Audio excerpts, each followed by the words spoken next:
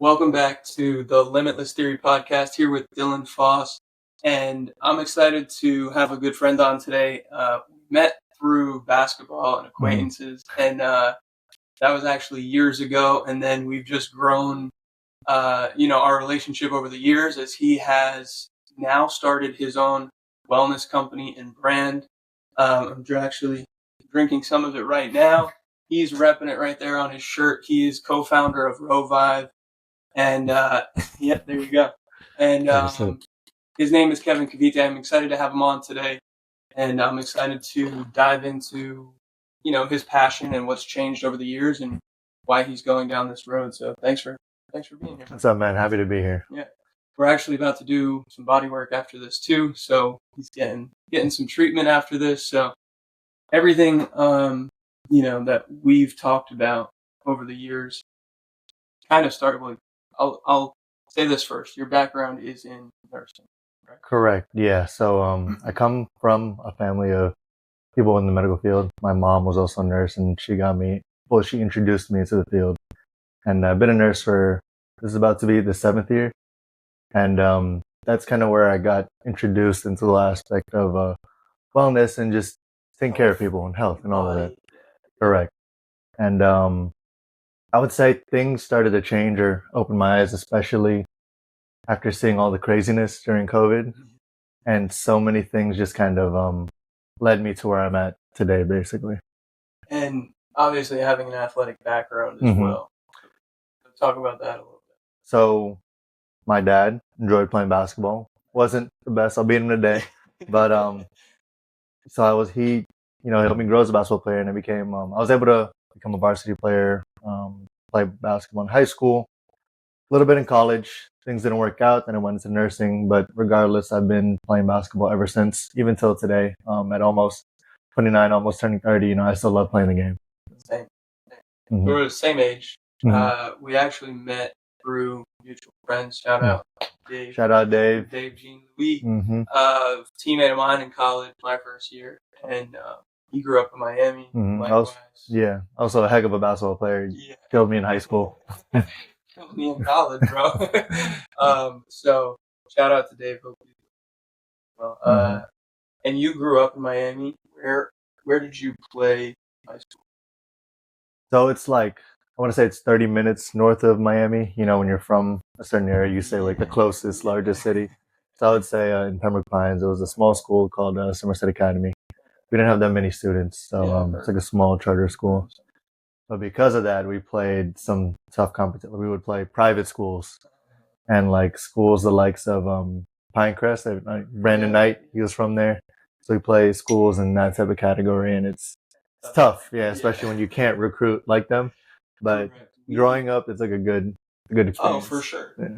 We basically everything in Rhode Island is one division. So you have Division 1A, and it really only goes down. Where here you might have 7 divisions. They all have one. Yeah. So we were the first or second largest public school in the state. He played 2 or 3 or 4 of the best private schools as well. So those were our biggest rivals. Yeah. Because we had a big populace to choose from, but they got to choose all of the best from every inner city or from our school or from whatever. Yeah. And that sucked. I hated that. Football, basketball, baseball, everything. Playing stuff. It was never fair. So I totally understand on that part. But then let's transition. So you basically graduate, you go to college, nursing degree. You start working 7 years ago, which is basically when I met you. I would say, yeah. That's actually, you're right. Yeah, I didn't realize that, but yeah. And you were doing overnights even then. Yeah, on and off, but yeah, overnights even then. Yeah, it's been rough, but I feel like you got to put your time in. That's that's one of those things. Not too many. Correct. So not a lot of people want to do that overnight shift, obviously, because as you look into it, obviously there's a lot of health factors that you know, it's not healthy overall. No. But Longevity is not correct. But Reaction. just the whole workflow wise, it is a little bit different. The flow is a little bit different. You know, if your patient's stable, everyone's sleeping, you're not dealing with corporate The and people like chaos of like people bugging you about the littlest things. Like you can just do your work, do your job, and sometimes you have downtime where you can learn things and stuff like that. So there's pros and cons, but for sure it can't be a pro for too long because it's at some point it catches up to you. So like I'm starting to feel it. That's why I've been talking to you like about transitioning. For sure. So And what's the timeline on yeah, bunch of logistics in terms of having people coming in and out. Hopefully within a month or two. So we'll see, and that can help me change my whole lifestyle. And basically have more balance in terms of work and then my business, and then hopefully transitioning just being fully in my business. So. All right. Now, let's take another backward step. Mm-hmm. You met your when? So back before that, after high school, I actually lived in the Philippines for about a year and a half, trying to play. That's where I tried to play college, actually. So I met some good friends over there. It was a good experience. Then I came back here. How am I just Yeah, I never really get to talk about a lot. Yeah, a lot about it. It was more of an experience. I wouldn't. Sometimes it's hard for people to talk about periods where it's like up and down. Yeah. That's You the almost only. like block. Yeah, sometimes. And it was. You look back, it's still a good experience. Obviously, there are times where you wish you could have done things better, differently, and things like that. But looking back, it helped me grow into like where I'm at today. And you met her. I met her when I came back. So as I came back, I was just trying to get my life a little more organized. Okay, I'm going to go back to school. I'm going to do certain things, and then as I was getting myself organized, I was actually friends with a brother. Started hanging out with a brother again, and then I met her through this. We used to have these things, these Filipino basketball leagues, where like the Filipino community would have just a league just to promote like small businesses within the Filipino community, and Which we is met. huge.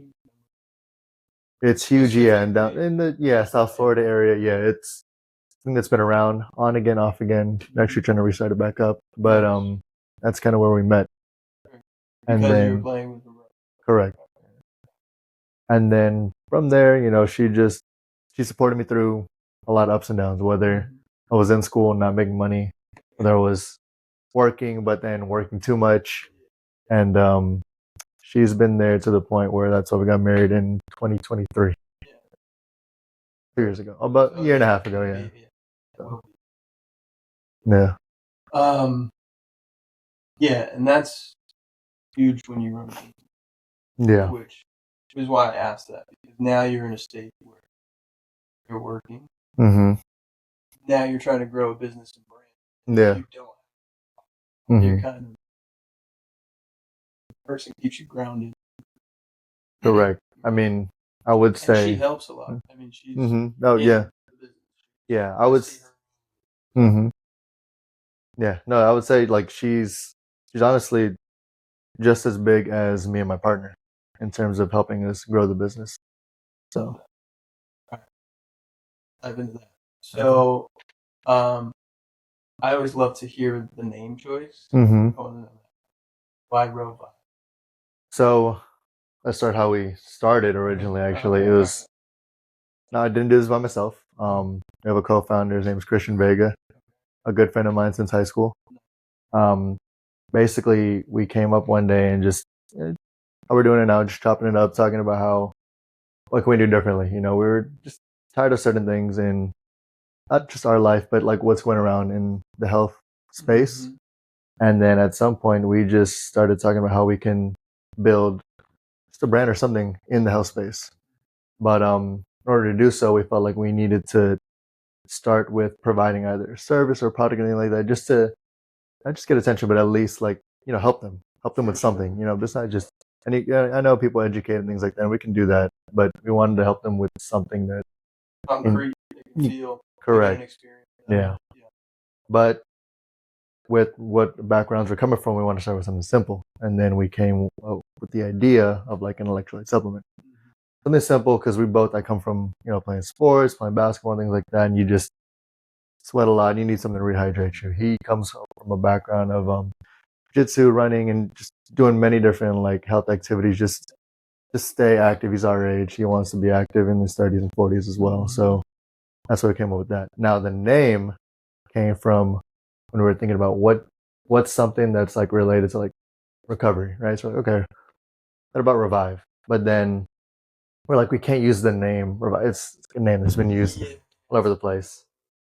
So then my wife, who was also there with us in that conversation, she jumped in and she was like, okay, did you know like rho, R-H-O, is a Greek word for density.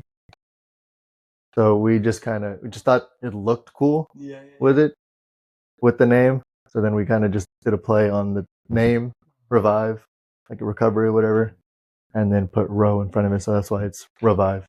Damn, that's cool. Yeah. I halfway through that, I thought it was going wrong. But you had Revive. Yeah. Then you have the H2O, but then you also have Rho. Yeah, correct. So I mean, if you see, density. So like, then we just put the H2O just to make it look like So a little bit more interesting. Yeah. For sure. Very cool. And I got raspberry flavor right here. I love this flavor. Yeah. I should definitely go buy raspberry, and then I got peach going on over here. There you go. I got another one. It's not even opened yet. Okay. So, electrolyte supplements. Let's just talk about what makes yours different from if you're explaining this to someone who's like, no. So, growing up, right? If you played sports, you've worked out. Think of Gatorade, right? Think of like Gatorade, Powerade, things like that. They're good. They're actually not bad. They obviously a lot of people drink it. It tastes great, but the thing is, you feel a little bit heavy when you drink it sometimes, right? Remember when I played, like I drink it before a game or during a game, or like halftime, I would feel like super bloated, and I didn't want to drink too much. That's because there's a lot of things going on, and there's a lot of sugar, there's a lot of additives, and there's so much in there that you necessarily don't really need. If you look back, that actually wasn't the original ingredients. We actually tried to revert back to what it originally is. The biggest thing is salt, right? Salt is the biggest thing that helps retain the fluid that you need within your body to stay hydrated. That's obviously like one of our main ingredients. And then in order to keep it sweet, we have like small natural sweeteners that aren't, no sugar, which is one thing that Gatorade and a lot of other things are like, a lot in. Yeah. So what I know, like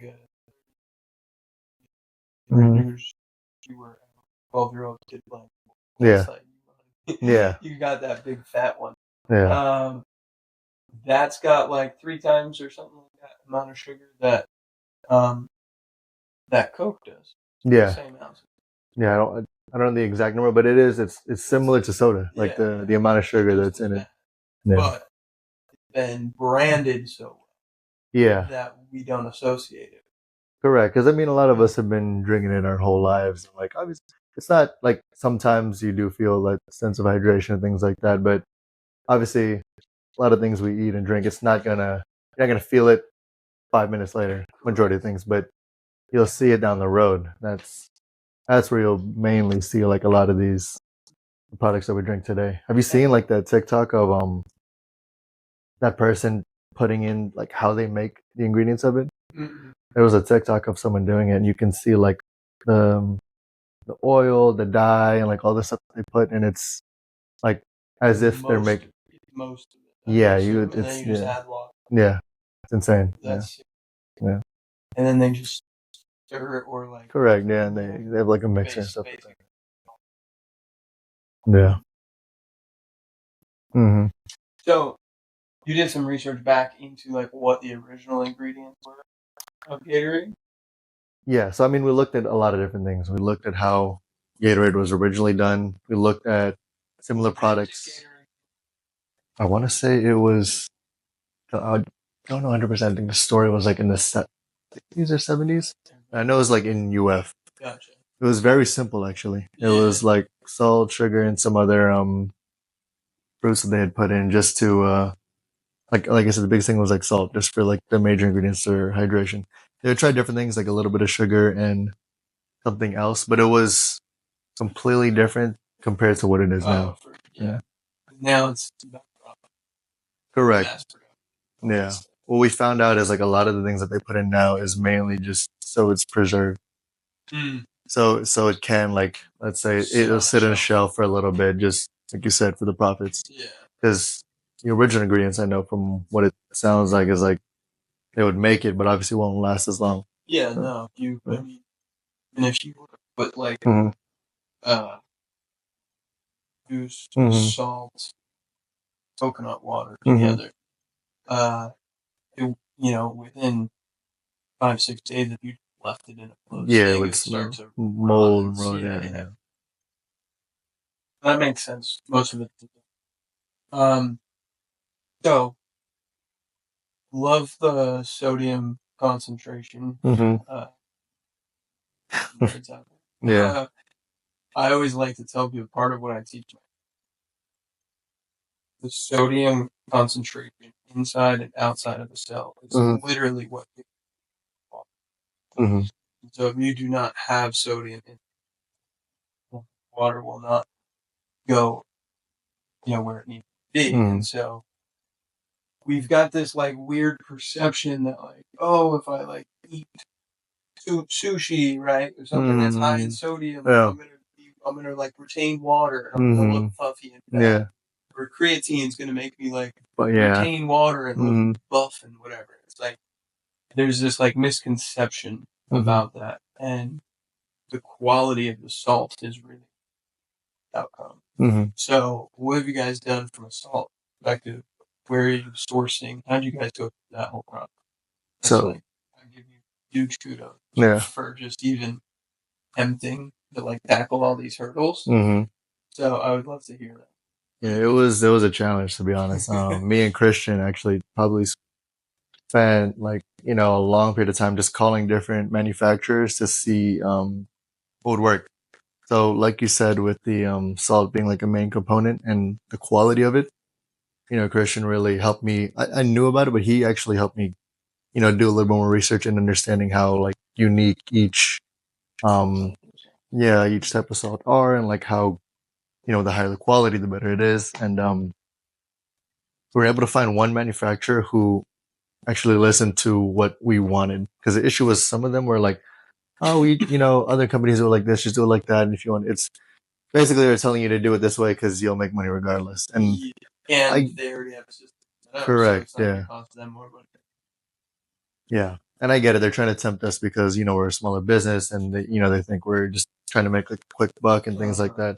Obviously, that's the easy way to go, but we wanted like we didn't want to take the easy way out. We wanted to kind of stick to what we originally wanted to do. If it didn't work out, then we'll figure something out. But we wanted to basically spend a period of time calling as much manufacturers as we can until they were going to agree with us, like agree with our vision.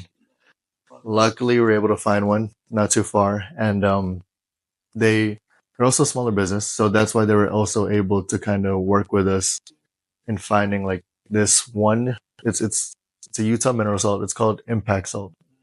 If you've ever heard of Redmond, they're very similar. Yep. So like their salt comes from Utah, basically the seabeds down there. Where if you've been to Utah, they have like the mountains there and down low. That whole area used to basically be the ocean back in the day. Yeah.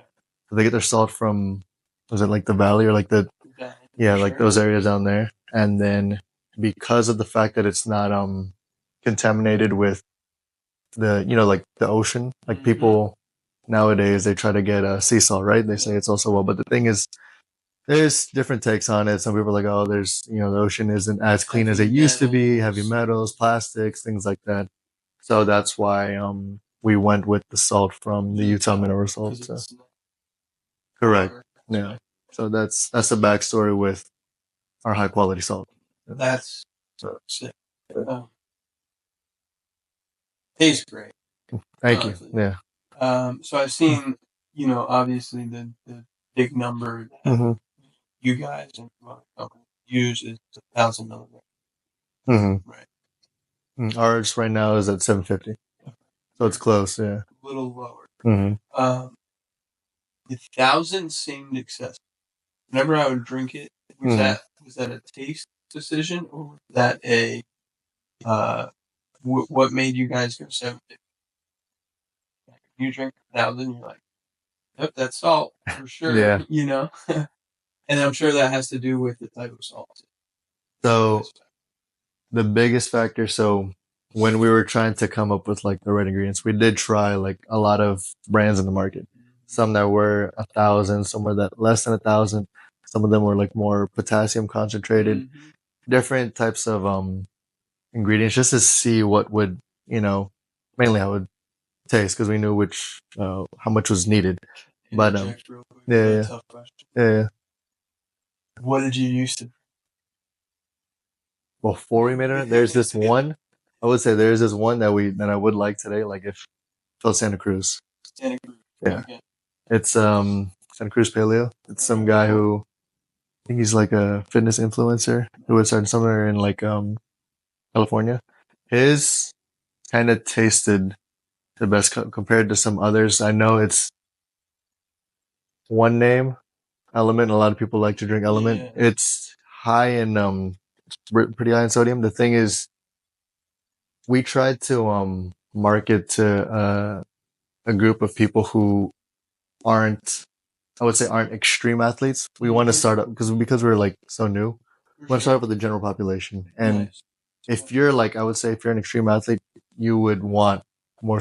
Yeah, and if you're used to taking like electrolyte supplements, if you're used to it, it's like all that salt is nothing new to you. Yeah. When we would try it out with people who were like very general, it was a lot. It was like a punch in the face. So that's where we kind of went with a decent amount where it's a lot, but not too much. It's adequate, Yeah. but it's not over. Mm-hmm. Because you don't get this like feeling when you drink it, and it allows you to still taste like the raspberry or the peach, whatever it is that you. Those are your only two flavors right now. Right now, those are only two. At some point, we'll try other flavors. We originally actually tried I think I sent it to you, the lemon and the watermelon. Those were our first ideas. Love the watermelon. Yeah, we might go back to that. A lot of people didn't. A lot of people didn't like the lemon, I guess, because some people were like didn't like the idea of lemon water. So, but I liked it. So, but the watermelon lime, yeah, that was a good one that we might try and get back to. There you go. I would be down. Appreciate you. Okay. Now, let's talk like basic business. Since you guys basically got the product, what has been the hardest obstacle? I would say the hardest obstacle right now is just trying to find our market in terms of where we can kind of grow. I know nowadays, with online social media, there are people who are just going viral and making sales online.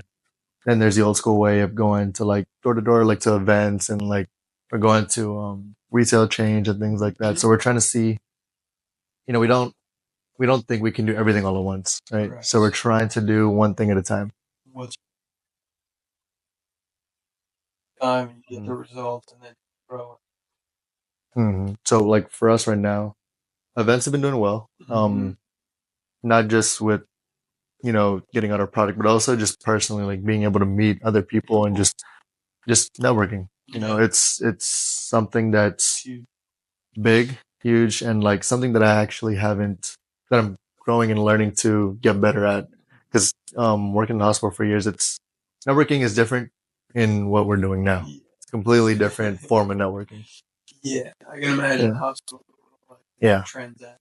Yeah, this is it's fun. Like not so long ago, I went to one event, and we just started chopping it up about like random things in terms of he has like a recovery area kind of Miami, and he's just like, hey, come out, we'll let you try this out, blah blah blah, and it's just little things like that feel a little bit genuine and just leave like you leave that place and you feel good, even if you sold like 3 or 4 jars compared to like other places where you sell like like 10 jars, but you didn't really meet anyone cool. For sure. So.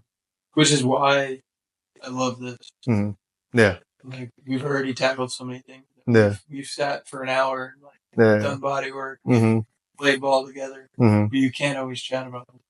Correct. Right? It's like there's time and place, and there's in general conversation. When I was 18, I got introduced, 10 years, got introduced to an online marketing company. And basically product brokers. So they source products from manufacturers, and they're the middleman. As franchise owner, I basically bought the McDonald's. Now I have the right to sell them. Right? I make the profit. That's the very dumbed down way. Yeah. But so much of what I learned from that company and from the people was just like how to be a better person, right? How to properly, how to make a good impression. That's big, yeah. Right? Like all of these different things that just become people skills that you acquire, and we never.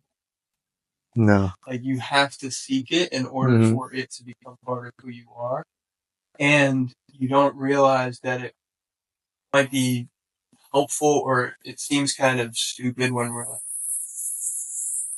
yeah. Right? But then all of a sudden they're like, oh my God, I'm 22 and like, I gotta fight for myself in this world. I gotta fend and figure out. And no one's gonna hold your hand through. Yeah, you have to navigate, and you have to understand how people interact and what's the level that they're on, and what level of people are you going to surround yourself with. So it's like, when you start to have these conversations, when you start to put yourself in the situation, you realize there's so many more people who have a story to tell, who are doing something hard, and they're trying to persevere, and they're doing it for the right reasons, and they're trying to help with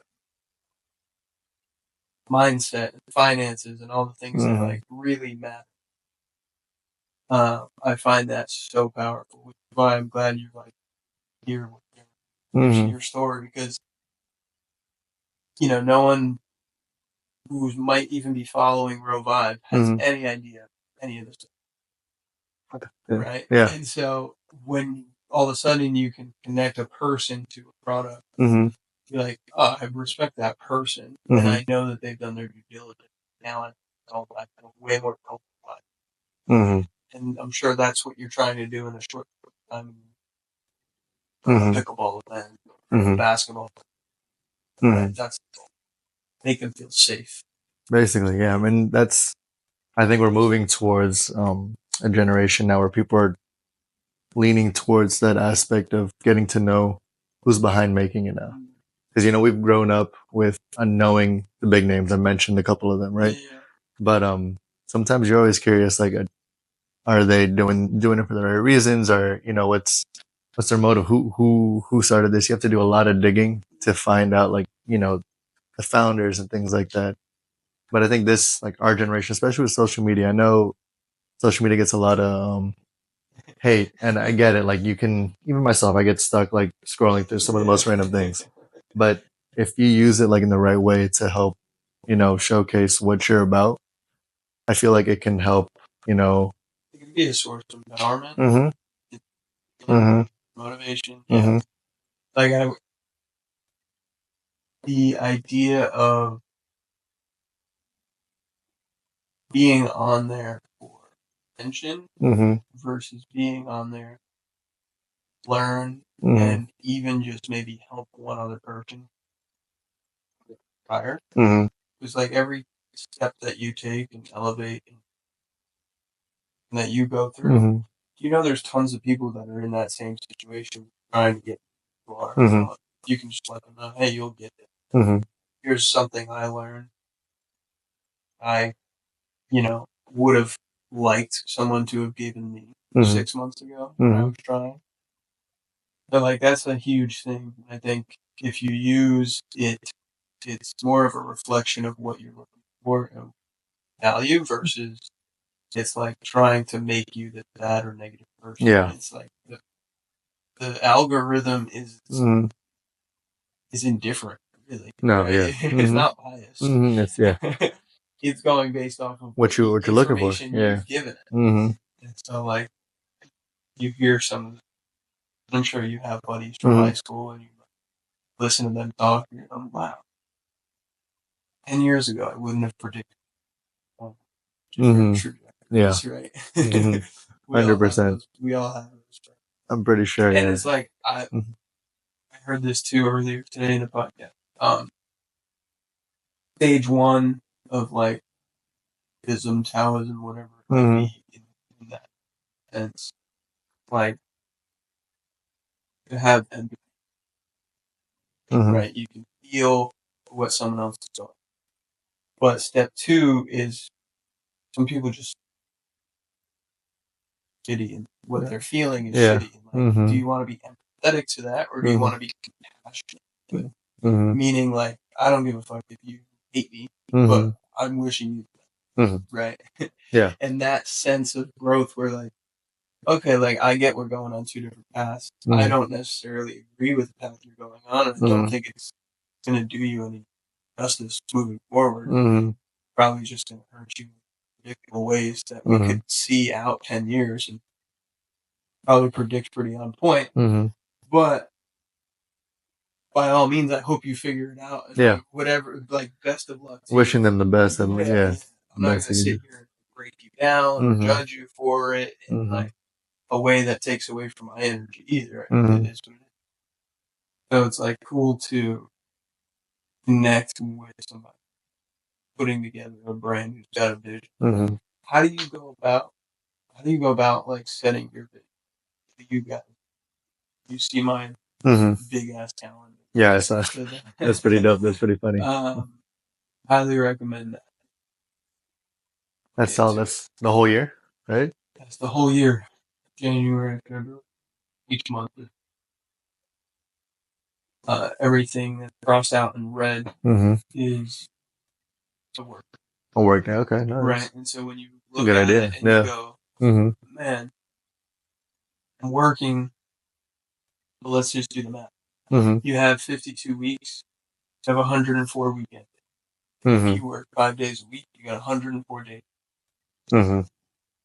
Now, obviously the goal is to work being what right? So I'm lucky for what I do in big part is what I want to do.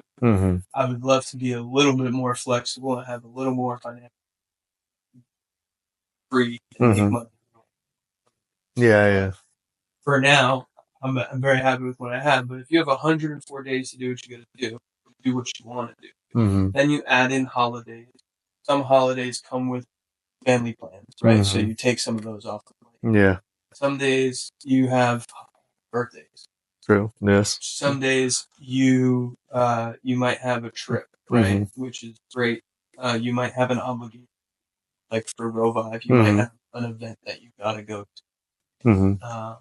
One question for you: Would you ever factor in also like the random one-off, like a friend's randomly in town and asking you? Yeah. So how do you factor those in? I would say there's probably 5 or 6 of those per year, right?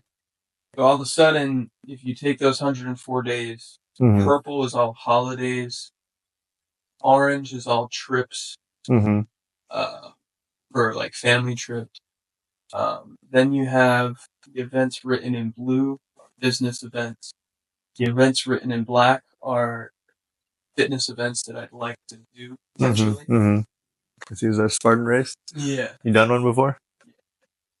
So then all of a sudden, when it comes down to it, like me and Amy, I'm like, hey, like we don't have, if we want to take a day off and like get a babysitter and go out to dinner, there's like 30 days that we have the option to do.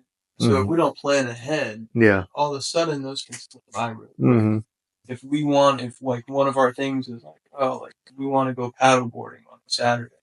It's like, okay, well, we better choose a Saturday to do that because we only got 4 Saturdays this year that aren't already booked. That's not bad, yeah. And it starts to put everything in perspective.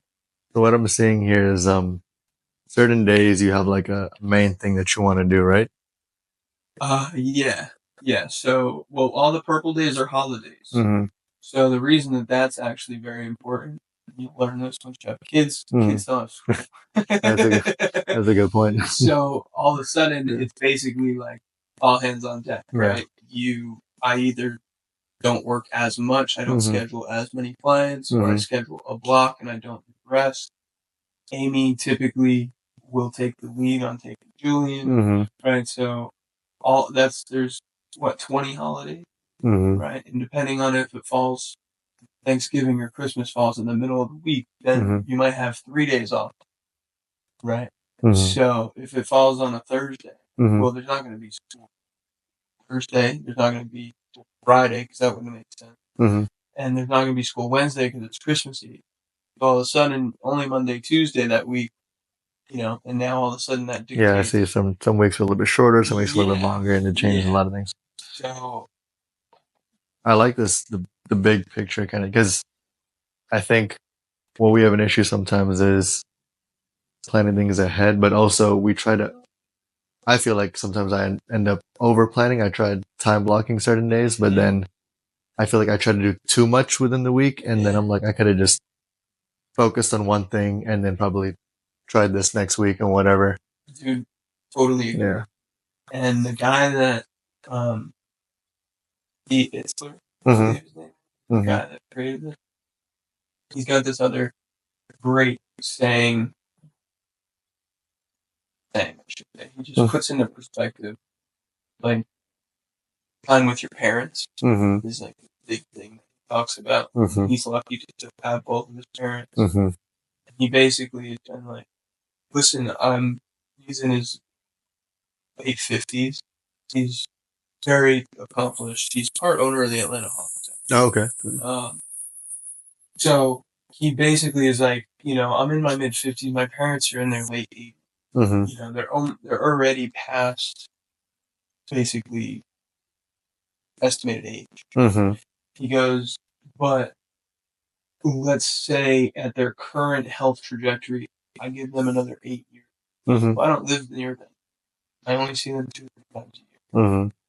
And in that 2 to 3 times, I might see them for 2 or 3 days. He goes, okay, so 8 years, 2 times, 16 times 2 to 3 days. We're looking at 38 days. He goes, so now you put that perspective on it. He goes, you can look at it as a negative, which is tough not to do, but he goes, you can also just look at it and go, all right, next time with my parents, I know I'm going to paracetamol. I really make sure that I spend a lot of time, honing in on it and being present. I think that's a big challenge, being present, especially getting into entrepreneurship now. There's always something to do. I think there's always a notification. There's always someone calling. There's always something that you think you forgot. Yeah. I think that's a big challenge. How have you tried to ground yourself?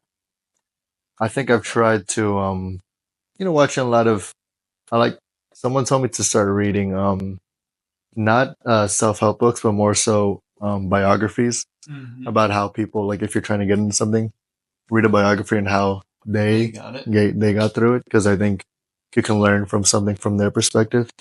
And a lot of things that I tried to do is, well, when I read is some people who started business, whatever, they kind of explain that you can't do everything in one day or even in 1 week.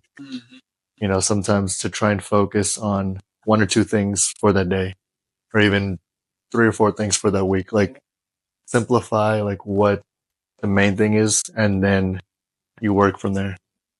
That's a good point. Which is alluding to a little earlier is when you hear someone else's story, it can be inspiring if they're in a situation that you're trying to do. but then it becomes humanized because you realize that they went through the same trials and tribulations. Yeah. And this is how they conquered them. Mm-hmm. And it wasn't perfect, and it wasn't easy, and Mm-hmm. it wasn't like 1 week. Like it was years. Maybe it was a roller coaster, up and down, up and down. I think that's under talked about, but it's a big reason that I love doing this. Not only because people have access to hear other stories now, but also just as the entrepreneur that I am, hearing your story already is like giving me, you know what I'm saying? Yeah. Appreciate that. No, of course. It's real. Mm-hmm. I would do this all day if I could, honestly, right? Yeah. But at the same time, you want to help, and like I want to go back out there. Mm-hmm. Cool. I want to open the floor up for any questions you have, anything else you want to touch on.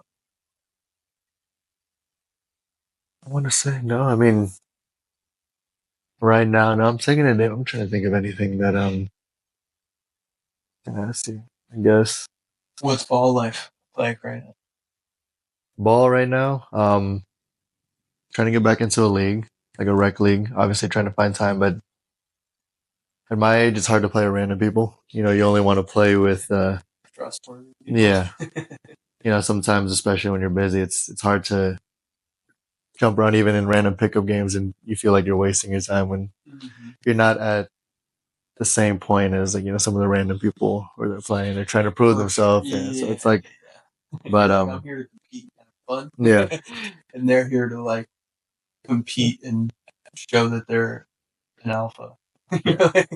You know, like, I loved our Sunday morning bit in that whole. I think those might be coming back. We'll see. I hope so. Let's see.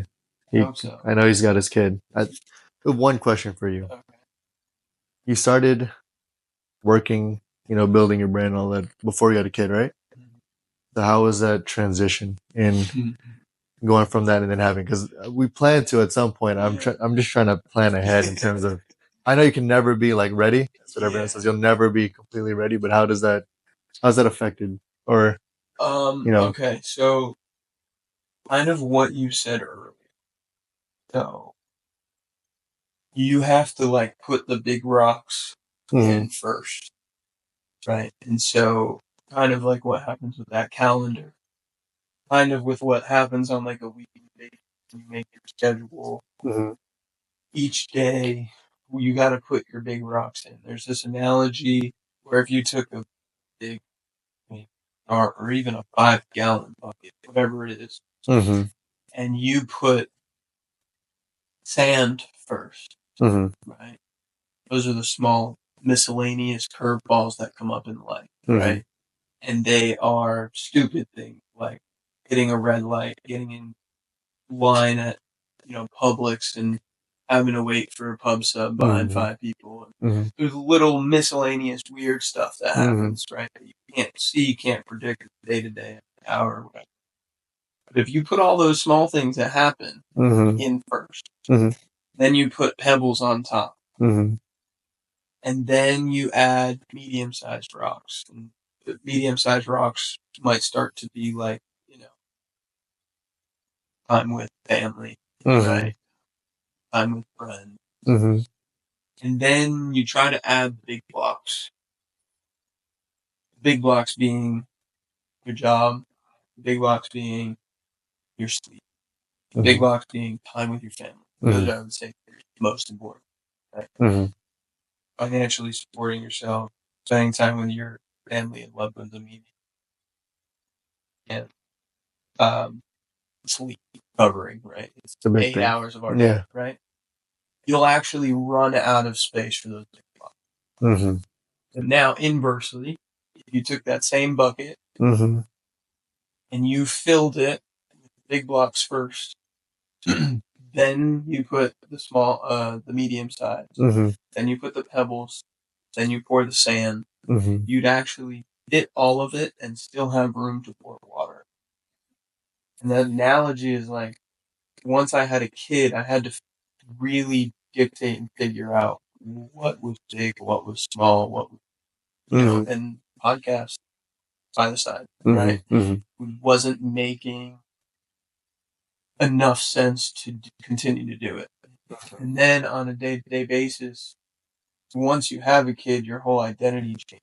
I was this person. This is how I identified. But now it's like, no, I am a dad. Yeah. Right. And that's like top of the list. Mm-hmm. So how to like tackle the curveballs and handle it, I would say have those tough conversations with yourself beforehand. Mm-hmm. Right? Like what's the most important? How am I gonna manage my time? Mm-hmm. Start to understand that like basically 4 o'clock till whenever you go. Yeah. Right. That's Is like it. from Yeah. 6 a.m. to whenever you gotta be at Yeah. work is like prime time. And Mm-hmm. then basically from work to whenever your kid gets home from daycare or school is Mm-hmm. like prime time for Mm-hmm. you. Mm-hmm. Everything else has to be worked out. So I started to just not do certain things. I started to realize that in these small windows and gaps that are prime time, I have to hyper focus. Yeah. It makes you prioritize life. I try to be so present. Obviously, I'm not perfect, but I know there's days and times that I say, like, when I'm with Julian, Mm-hmm. I'm with Julian. I don't give a fuck. Yeah. My phone rings 1,000 times. Yeah. It's not important to me. Mm-hmm. Clients can wait. They can always, Like this is my time. This is my family. Do Mm-hmm. that. If you have a problem with that, that's okay. I'm willing to do that, and I don't mean that disrespectfully. I mean it like this is a bigger, you know, rock in my life. So, you start to just crunch everything into the prime time. You start to realize what's not important, and then there's the hardest aspect, which I still have trouble with, which is like allowing myself time. Stuff Mm-hmm. where I get like a soulful purpose out of it. I Mm-hmm. get to hang with somebody that's, got a similar mind, Mm-hmm. that's also driven, not a client, Mm-hmm. right? That's like a friend, Mm-hmm. and take my mind off of family, take my mind off of business. It's like, to me, this isn't business. Mm-hmm. This is like, Just personal, just for you. yeah. This Yeah. is like just something that Mm-hmm. makes me feel good inside. Yeah. Which the same thing happens when like if I go play ball, right? Mm-hmm. Yeah. Like that's 1 to 2 hours is dude, just it's getting just your mind up. bliss. Yeah. Yeah. The same thing happens if I work out with a buddy. Mm-hmm. The same thing can happen if I go, you know, I like to do stuff. Like, Mm-hmm. yes, I could go to the bar and like have a drink. Yeah. Mm-hmm. It's not my favorite thing to do, but if we're It's still just kinda something to catching do. up, Yeah. yeah, it's fun. You Mm-hmm. know. So like that's the hardest part that I've had because I'm just so passionate about work, and I'll always, for the most part, say yes, Yeah. if I can, and trying to build my brand. You go through this identity shift, you Yeah. realize and then you gotta create these like bright lines on what you're gonna. Yeah. When you have the time, you're more motivated than Mm-hmm. ever. Yeah. Mm-hmm. That's. I've gotta provide and support Mm-hmm. more than I ever had. If I was still single and like didn't have a kid, Yeah. I'd probably be at the beach just vibing Be right more now. chill. Yeah. And it's not. Yeah. I don't think that's. I don't think it's a bad thing either. Like personally, No, it's no. just I just think different things I happen to different people in wouldn't. life. Yeah, I wouldn't prioritize that. Mm-hmm. I want to give me and Julian Mm-hmm. service. Yeah. Respect that. That's a big thing. That's. You don't want to like if they want something, I want to be able to give it. Mm-hmm. Now I want to be able to say no. Yeah. Right. That's a hard I thing can too. buy him a laptop doesn't mean Yeah. he should get one at 8, Yeah. right? It's like, no. Fuck you, bro. Get an 8-year-old like a MacBook. Yeah, like, I'm falling for that shit. Yeah. But I'm Mm-hmm. choosing it, not Mm-hmm. I can't afford it. Yeah. I never want to like have to lead with that. That has its own like what do you think you're Mm-hmm. capable of? And I think, I grew up with that. My parents definitely didn't have a lot, but but they did the best they could to get you what you needed. Yeah. Respect for shit. I had so many kids out Yeah. No. different times. Different times for sure back then. And then even if you go back, I think my grandparents had like 10 kids. Yeah. Same, and a lot of times. And like, where did they live? Yeah. How did you have space for that? But we didn't have so many things. That's true. Or a lot of things going on, I guess. Not as many things like going on to get your mind off. Yeah. Like I saw, something. Amenities have gone down tenfold in price, while necessities have gone up.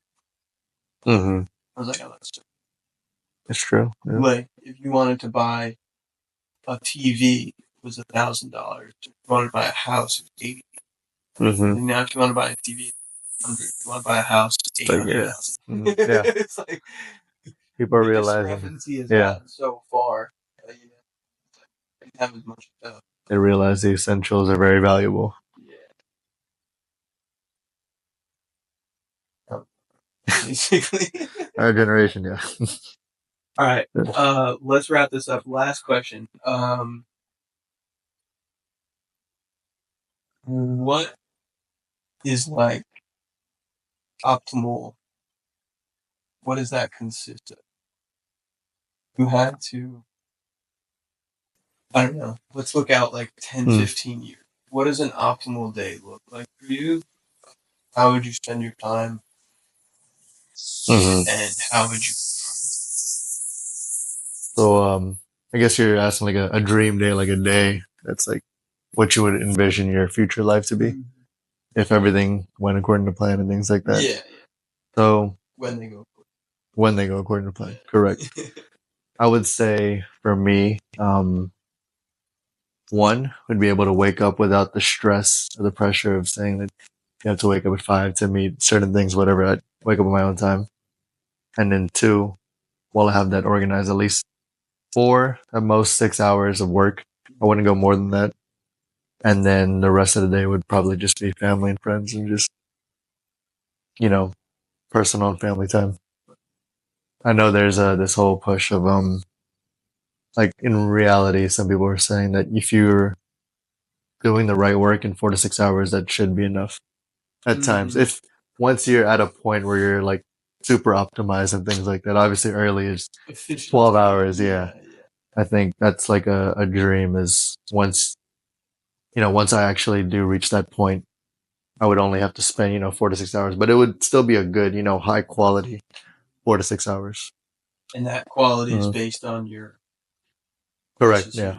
Which is why most people fall short, in my opinion, because so many people are not healthy, they're not focused, they have brain fog, they're tired, they're under deprived nutritionally, hungover, and I think alcohol. And I think this like the stage right now, especially where I'm at, where we're trying to build, it won't be that optimal 4 to 6 hours. We're gonna spend like 8, 10, 12 hours like trying to figure things out.